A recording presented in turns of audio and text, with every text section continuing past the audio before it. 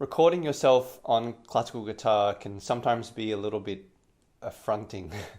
You record yourself and it sounds nice. You're in a nice sounding room, and then you hit the playback and it sounds really dry and raw, and you're hearing all the noises and everything.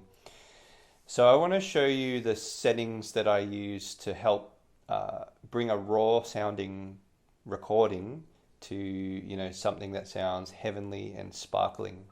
So I hope these settings will help you. Let's take a look. So this is a track I did recently, and this is the after. So this is what we've prepared earlier. Okay, so this is the sound that I got as an end result of adding some EQ and things like that.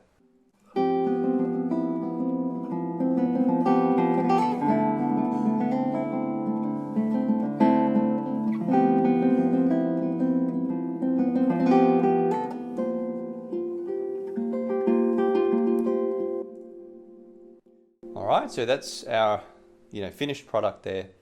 So what I'm going to do is I'm going to switch off all of the EQ, all of the mixing and everything like that, and show you what it sounds like as a dry raw file. So we're going to turn off the compressor, turn off this EQ here. We're going to turn off this EQ here, and we're going to turn off the echo and reverb. By the way, I'm using GarageBand. Whatever recording software you're using, you should have similar presets and similar, settings that you can play around with. Okay, so let's have a listen to this now with no processing.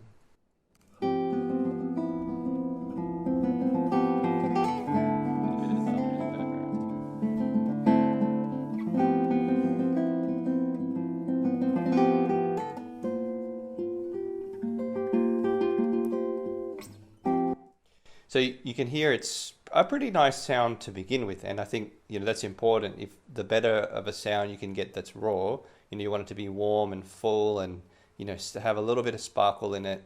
That's a whole art in itself to do with microphones and mic placement and everything. I don't want to do that in this video. I'll do that in another video.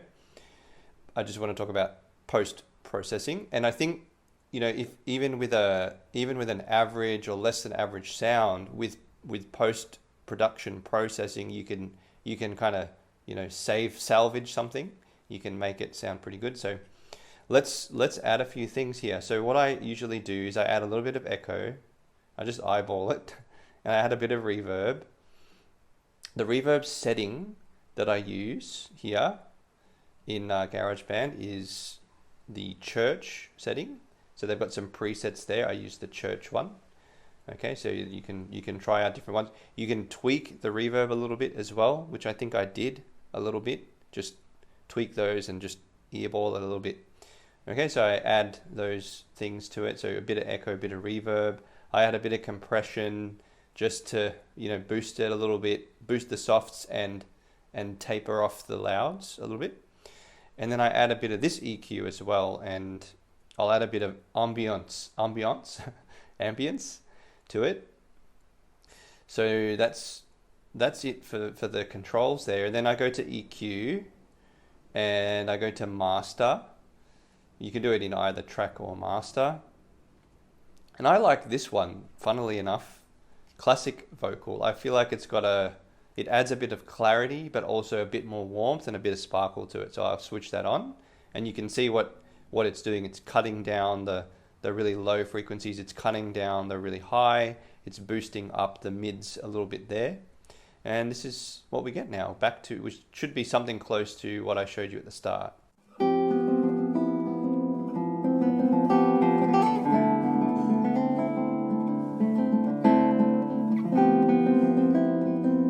All right, raw sound, here we go.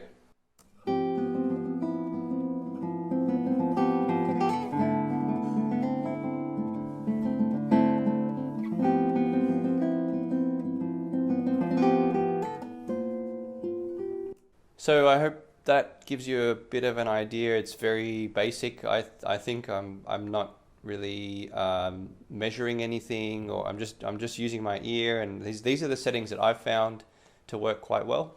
You can try it out, see if you like it. Let me know in the comments if you like these settings, or I'd love to know what your settings are. Do you have another EQ preset or reverb preset or anything like that that you find makes your recordings just have that bit of sparkle, that kind of heavenly sound, so that the classical guitar can have, with a good recording setup, you get this like heavenly sparkling sound, and that's, I think, what we're aiming for. It's warm, but it also sparkles out as well. So I hope you find that sound, and I will do another video soon about mic placement and mic settings and things like that.